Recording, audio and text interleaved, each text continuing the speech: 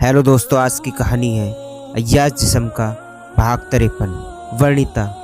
ठीक है पापा, थोड़ी देर आराम करके डिनर करने के लिए आ जाइए, सब साथ में खाते हैं, कहते हुए कमरे से निकल जाती है।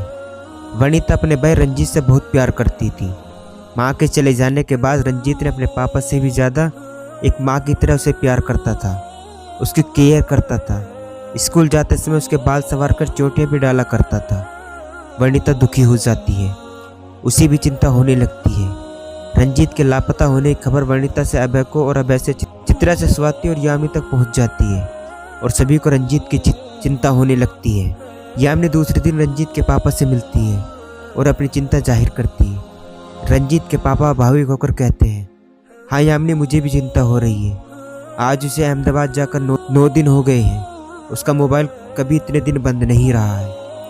यामिनी कहती है, सर मुझे आपसे एक बात पूछना था कि रंजीत सर अहमदाबाद किस काम से गए थे? अगर आप मुझे अपना समझकर बता सकते हो तो मेरी सिस्टर अहमदाबाद में रहती है, वो अपनी कुछ मदद कर सकती है। रंजीत के पिता उसमें उदास मन से कहते हैं, यामिनी, मैंने तो उसी दिन तुम्हें अपना समझ लिया था जिस दिन रंजीत ने मुझे तुमसे प्यार करने की बताई थी। उसने शायद तुम्हें सोचने का समय भी दिया था।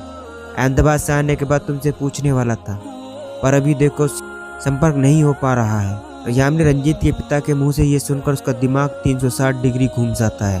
वह सोचती कि रंजीत उसे सच में प्यार करता है और वह सीरियस था। इसके लिए उसने पापा से प्यार करने और शादी करने की बात बताई थी। रंजीत के पिता, यामिनी, तुम्हें रंजीत और मेरी जिंदगी से जुड़ी एक ट्रेजेडी के बारे में शायद मालूम नहीं। अपनी कंपनी में संध्या और उसके पति विनय के अलावा किसी को भी मालूम नहीं। अब तुम्हें बताने मुझे कोई हर्ष नहीं है। लोखंडे एंटरप्राइज को खड़े करने के नाम से मैंने रंजीत की मां को खो दिया। रंजीत जब 13-14 साल का था, वर्णिता और रंजीत बहुत छोटे थे, तब उसकी मां ने घर छोड़कर चली गई। रंजीत के पिता आज बहुत ही ज़्यादा भावुक थे। उसने यामिनी के पास दिल खोल कर सारी कहानी को बता देते हैं। बताते समय उनकी आंखों में आंसू थे। रंजीत के पापा अंत में कहते हैं, रंजीत की माँ अहमदाबाद के चांदखेड़े में राजीव के साथ रहती थी। उसी थाने के अंतर्गत वह विभिन्न घटना हुई। रंजीत अपनी मां की वो अंतिम सुसाइड नोट की कॉपी थाने से प्राप्त करने के लिए अहमदाबाद गया हुआ था। यामिनी भी सुनकर भावुक हो जाती है, उससे अच्छा नहीं लगता। अब रंजीत के प्रति उसकी सहानुभूति बढ़ जाती है, उसे दया आता है। यामिनी, सर आप चिंता मत कीजिए, रंजीत जी को कुछ नहीं होगा। मैं अपनी सिस्टर स्वाति को कहूँगी, वो भी रंजीत जी को खोजने में पूरी मदद करेगी। मैं ईश्वर से यही प्रार्थना करती हूँ कि रंजीत जी जल्दी से जल्दी मिल जाए और सब पहला जैसा हो जाए। कहते हुए रंजीत के पिता से इजाज़त लेकर कमरे से निकल जाती है। यामिनी चैम्बर से निकलने के बाद उसके चेहरे की हवाइयाँ उड़ रही थी। उसे रंजीत के लापता होने का गम तो था ही, पर चेहरे की हवाई उड़ने से के पीछे रंजीत का प्यार और उसे दिया शादी का प्रस्ताव था। उस वक्त रंजीत की बातों को यामिनी ने गंभीरता से नहीं लिया था, लेकिन अब रंजीत के पिता ने सील मोहर लगाकर उसके होश उड़ा। यामिनी लंच में स्वाति साथ रंजीत के पास जो हुई बातें वही से विक्रम कॉल करके बता देती है।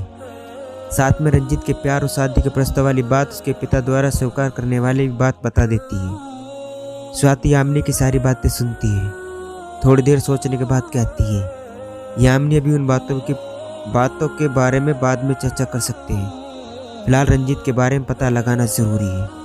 मुझे तो डर लग रहा है, कहीं उसका किडनैप तो नहीं होगा। कुछ सोचकर कहती है, साहब किडनैप नहीं होगा। अगर होता तो अब तक रंजीत के पिता के पास फिरौती के लिए कॉल आ चुका होता। ठीक है, मैं अपने बॉस से इसके लिए हेल्प लेती हूँ। पुलिस के उच्च अधिकारी से उसकी अच्छी पहचान है। रंजीत पता नहीं किस हाल में होगा। चलो देखते हैं। मैं कॉल रख रही हूँ, मुझे तुरंत चित्रा से बात करनी है। इधर अहमदाबाद में पुलिस एक्शन में आ जाती है। वह अपने स्तर पर जाँच पड़ताल शुरू कर देती है। पुलिस फिर से रंजीत के दोनों नंबरों की कॉल डिटेल निकलवाती है। रंजीत का फ़ोन 15 तारीख को अहमदाबाद में 5 बजे सुबह बंद हुआ था। रंजीत के मोबाइल में 14 तारीख को रात 8:30 बजे आखिरी कॉल रत्ना चंदेवाल का आया था। उसके बाद से रंजीत के मोबाइल में ना किसी का फ़ोन आया और नहीं रंजीत ने किसी को कॉल किया। अहमदाबाद पुलिस रत्ना चंदेवाल से फ़ोन पर बात करती है। वह अपने परिचय एनजीओ द्वारा संचालित नारी संस्था की वाइस प्रेसिडेंट के रूप में देती है और बता देते हैं कि उनसे किसी केस के सिलसिले में फ़ोन की थी। रत्ना चंदेवाल को भी रंजीत के लापता होने का अफसोस होता है। एक्चुअल में उसने रंजीत का फार्म हाउस आने की इच्छा जाहिर की थी, पर रंजीत को अहमदाबाद निकलना था तो वह उसे आने से मना कर देता है। पुलिस 2-3 दिन अहमदाबाद में पिछले एक हफ्ते से रजिस्टर व रोड एक्सीडेंट का पता लगाकर छानबीन करती है। उसमें जो दुर्घटना से बुरी तरह घायल होकर हॉस्पिटल में एडमिट हुआ उनसे मिलती है, फिर दुर्घटना से स्पॉट डेथ हुए लोगों की सूची खंगालती है। दोनों में रंजीत का पता नहीं लगता। इस बीच रंजीत के पिता अहमदाबाद आकर विनय के साथ आईजी से मिलते हैं और अपना पॉलिटिक्स सोर्स लगा देते हैं।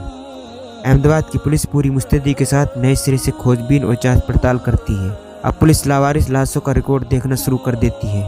क्या होगा आगे जानने के लिए कहानी का अगला भाग जरूर देखें। दोस्तों, ये था अय्याज जिस्म का भाग 53। दोस्तों, कहानी अच्छी लगी हो तो चैनल को सब्सक्राइब करना ना भूलें।